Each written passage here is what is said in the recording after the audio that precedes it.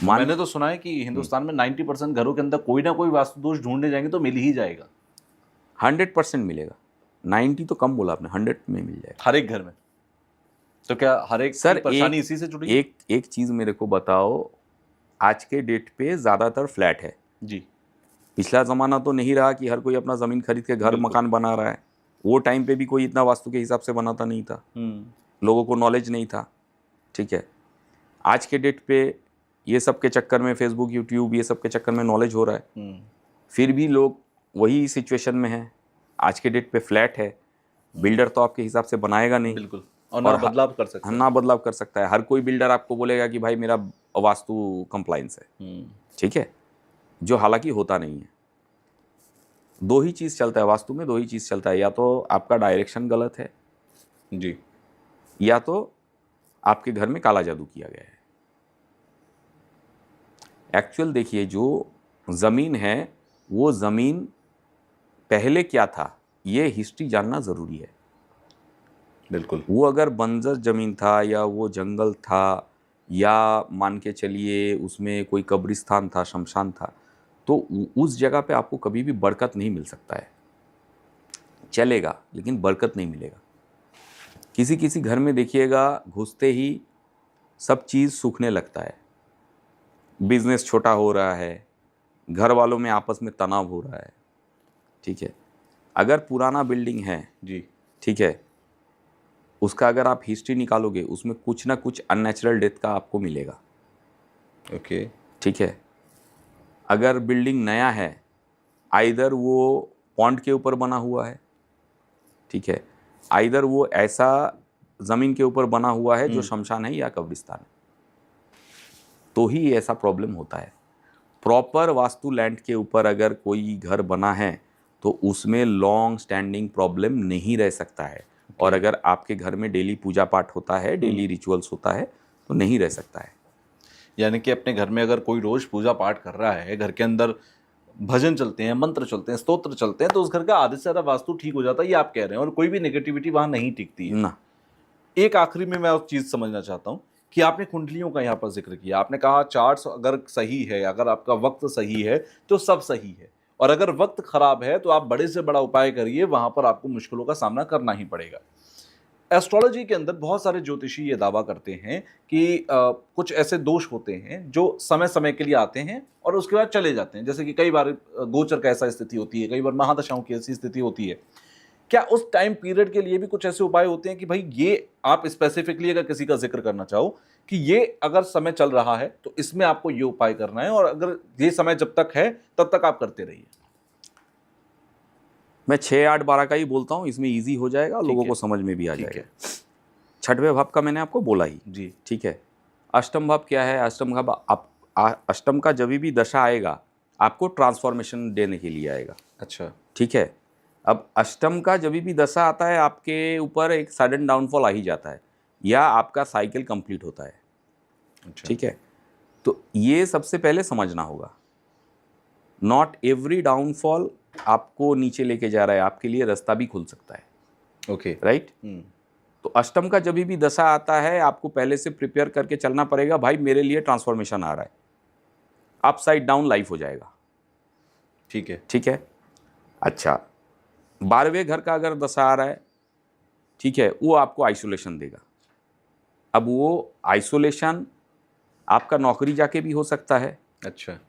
आपका जेल जाके भी हो सकता है, आप हॉस्पिटलाइज्ड जाके भी हो सकते हो। ठीक है, depending upon the situation of the planet in your chart. ठीक है, तो ये समझ के आप उस हिसाब से अपना उपाय कर लो। छठे घर का अगर है तो भाई पहले से देना चालू कर दो। ठीक है। 8वें घर का अगर है तो ट्रांसफॉर्मेटिव कुछ चालू कर दो। आपको पता ही है कि भाई मेरा ये ट्रांसफॉर्मेशन होने वाला है, तो खुद को रेडी कर लो। ठीक है, एस्ट्रोलॉजर आपको और अच्छे से गाइड कर देगा कि आपके अंदर क्या ट्रांसफॉर्मेशन आएगा, क्या नहीं आएगा। बिल्कुल। ठीक है, कि आपका 8वें का मालिक किधर पे गया है, क्या हो सकता है, नहीं हो सकता, वो आपको एस्ट्रोलॉजर गाइड करेगा। 12वें का जब दशा आएगा वो आपको आइसोलेशन में डालेगा। तो आपको अगर पता है भाई मेरा नौकरी जाएगा, या मेरे को हॉस्पिटल आएगा, या मेरे को जेल हो सकता है, तो आप उस हिसाब से अपना प्रिपरेशन करो ना। बिल्कुल। आप अगर उस हिसाब से अपना प्रिपरेशन करोगे, आपको किधर पे भी भागने का ज़रूरत नहीं है। आप किसी एक अच्छे एस्ट्रोलॉजर को पकड़ लो, किसी एक अच्छे तांत्रिक को पकड़ लो, वो ही आपको गाइड करेगा। ऐसे आदमी को पकड़ो जो आपके साथ खड़ा रहे, ऐसा नहीं जो आपके साथ ऑलवेज पैसे का डील करे। क्योंकि इंसान हमारे पास जो आते हैं ना सर जी, तकलीफ में आते हैं। पैसा तो कमाने का बहुत सारा जरिया है। कोई टाइम दे रहा है, बिल्कुल पैसा लेगा, उसमें कोई बड़ी बात नहीं है, ठीक है। लेकिन सामने वाले का तकलीफ भी दूर होना चाहिए। मैं ज़्यादा तंत्र में मैं ज़्यादा काम करता नहीं हूँ, लिमिटेड काम करता हूँ। जो ज़रूरी है वो करता। वशीकरण रिलेटेड काम मैं करता नहीं हूँ, आकर्षण का काम करता हूँ, शत्रु दमन का काम करता हूँ, या किसी के घर में अगर पैरानॉर्मल एक्टिविटी है या लग रहा है कि कोई कुछ ऐसा है, उसका काम करता हूँ। शत्रु दमन का आपने जिक्र किया, बहुत सारे लोगों के शत्रु होते ही, बल्कि आज के समय में कई तरीके के शत्रु हैं। एक हिडन होता है, एक सामने से होता है। कई बार हमारी किसी से दुश्मनी हो गई, हमें सामने जान का खतरा है। कुछ लोग ऐसे होते हैं जो पीठ के पीछे खाई खोद रहे होते हैं, हमें पता नहीं होता है। क्या ये सबके लिए कोई एक उपाय होता है? शत्रु दमन का देखिए, शत्रु दमन का अलग अलग उपाय होता है। अच्छा, अलग अलग चीज़ों के लिए अलग अलग उपाय होता है। लेकिन ये है जो हम लोग जो काम करते हैं, 2 से 3 दिन से आपको रिजल्ट मिलना चालू हो जाएगा। अच्छा, प्रोवाइडेड, एक बात मैं बता दूं, यहाँ पे बहुत सारे लोग ये समझते हैं या उनको समझाया गया है, आप अगर कुछ क्रिया करवा रहे हो किसी के ऊपर तो वो आपका तोता मैना हो जाएगा और आप उसके सर के ऊपर उठ के नाचोगे। ऐसा कभी नहीं होता है। अच्छा, मतलब ये फिल्मी बातें हैं कि किसी को आपने खिला दिया, आपने कहा उठ तो वो उठ गया, और आपने कहा बैठ तो बैठ गया। कभी नहीं होगा। ओके, महाभारत हम सबने देखा हुआ है। बिल्कुल, जरासंध का एपिसोड सबको याद है। सबको याद है। एक दिन तो उसका भी था ना सर। बिल्कुल। तो जो दिन वो सामने वाले का भारी होगा, वो दिन आपके लिए महंगा पड़ेगा। हाँ, यहाँ अगर वो आपको 365 दिन तंग कर रहा था तो वो 10 दिन में आ जाएगा। लेकिन किसी का हैबिट हम लोग नहीं बदल सकते। आप किसी भी सिचुएशन को मिनिमाइज कर सकते हैं, क्लोज नहीं कर सकते ना, वो अपने तरीके से क्लोज हो जाएगा। बिल्कुल। लेकिन आप अगर ये सोचोगे, मैंने किसी का मान के चलो सास के साथ प्रॉब्लम हो रहा है, बिल्कुल, उसने शत्रु दमन करवा लिया, अब आप सोचोगे कि सास के सर के ऊपर उठ के मैं उसका सास बन जाऊंगी और मैं उससे सारा कुछ चीज़ करवाऊंगी, तो वो तो आपको पीटेगा ही। तो उसमें तांत्रिक का कोई दोष नहीं है। लोग ये नहीं समझ, सबसे बड़ा प्रॉब्लम क्या होता है,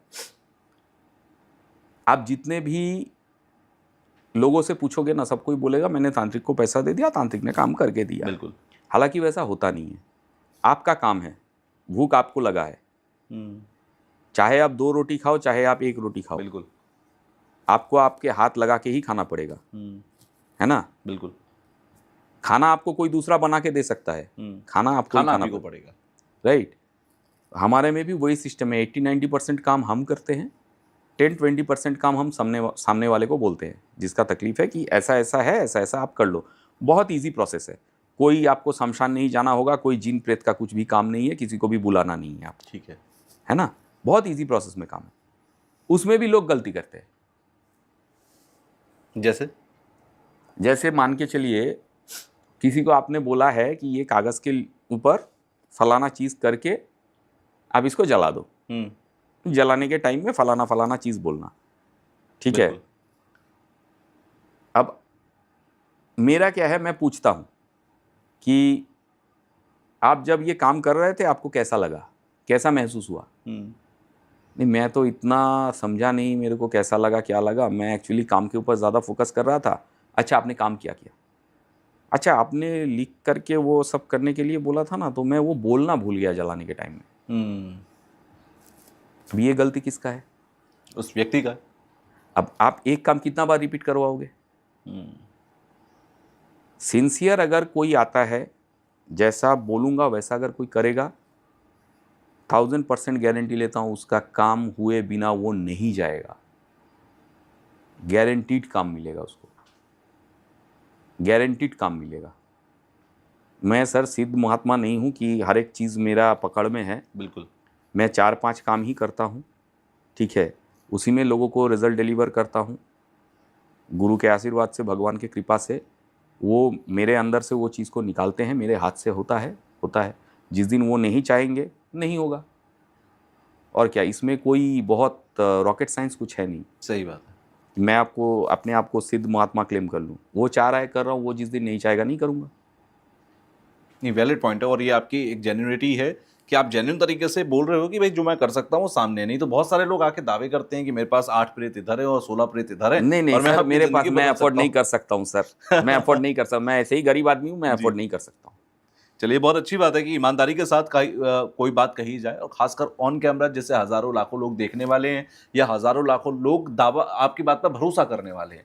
क्योंकि किसी का भरोसा जीतना और उस भरोसे पर कायम रखना दोनों बहुत ज़रूरी चीज़ें होती हैं, और वो होनी भी चाहिए। बड़ा अच्छा लगा आप आए स्टूडियो में और बहुत बेबाक तरीके से आपने अपनी ही फर्टिनिटी के ऊपर सवाल उठाए। जो लोग एस्ट्रोलॉजर्स हैं, जो नहीं, लोग तांत्रिक सवाल हैं, नहीं है सर, ज़रूरी जो भी है सर, क्योंकि बहुत सारे लोग इस तरीके के दावे करते हैं। सवाल उठाने का ये नहीं है। अगर ये देखो, जितना भी मेरे को नॉलेज मिला है सब तो जी। गुरु ज्ञान से ही मिला है। बिल्कुल। जितना मेरे को नॉलेज हुआ है सब गुरुओं ने दिया है, बिल्कुल। और वो सब सिद्ध महात्मा थे। हम्म। आपके साथ जो ऐसे बैठ के बात कर रहा हूँ ना, हम्म। गला का वॉइस भी नहीं निकलता था। हम्म। ठीक है, आज के डेट में भी जिनके साथ मेरा चर्चा होता है रेगुलर का, जी। ठीक है, उन्होंने मेरे को बहुत सारा ज्ञान दिया है, उनसे मेरे को बहुत कुछ प्राप्ति हुआ है। ठीक है, तो आज के डेट पे भी मैं बहुत सवाल नहीं करता हूँ, है ना। तो जिन्होंने साधनाएं किए हैं, जिन्होंने ये सारा कुछ देखा हुआ है, जिन्होंने ये सारा कुछ झेला हुआ है, जी। ठीक है, उनका ही बात मैं आपको बता रहा हूँ। ये मेरा कुछ जुबानी नहीं बता रहा हूँ आपको सर, उनका ही बात बता रहा हूँ। आप एक चीज़ मेरे को बताओ सर, आपके पास अगर 100 करोड़ रुपया है, हम्म। आपको काम में जाने का कोई ज़रूरत है या पॉडकास्ट करने का कोई कोई ज़रूरत है? जरूरत नहीं है।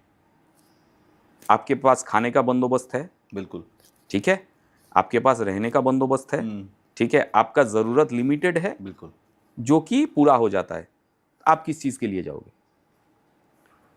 मैंने ऐसा भी आदमी देखा हुआ है, अच्छे अच्छे बड़े बड़े वकील, जज, आईएएस, आईपीएस, उनके पैर में जाके बैठते थे, 1 रुपया ज़िंदगी में हाथ में नहीं लिया, ठीक है, 1 रुपया नहीं लिया। एक दिन किसी ने मतलब अपने भाव से उनको थोड़ा बहुत वो राशन पानी का सामान लेके पहुंच गए। उनको इतना गाली दिया ना सर, कोई साधारण आदमी उतना गाली सुनेगा ना तो वो उस आदमी के पास जाएगा ही नहीं। वो आदमी जाके पैर पकड़ के बोला, अरे बाबा आप स्वयं भोलेनाथ हो, आप क्यों ऐसा बात कर रहे हो, मैं तो अपने भाव से लेके आया। तो कोई ये सब ना जो मैं बोल रहा हूँ सर, ये सब गुरु ज्ञान से ही बोल रहा हूँ। ये सब मतलब मेरा इसमें नहीं बोल रहा हूँ। जो साधना किया है, जिसके पास कर्ण पिशाच है या जो भी कुछ है जी। उसको आने का कुछ ज़रूरत नहीं है। कैमरा नहीं चलेगा सर, कैमरा नहीं चलेगा। आप किसी भी हॉन्टेड जगह पे जाओगे, आपका कैमरा का बैटरी सबसे पहले ड्रेन हो जाएगा, रिकॉर्ड में आएगा ही नहीं। और प्रेत को क्यों देना है सर? देवी देवता के हमारे धर्म में तो कमी नहीं है।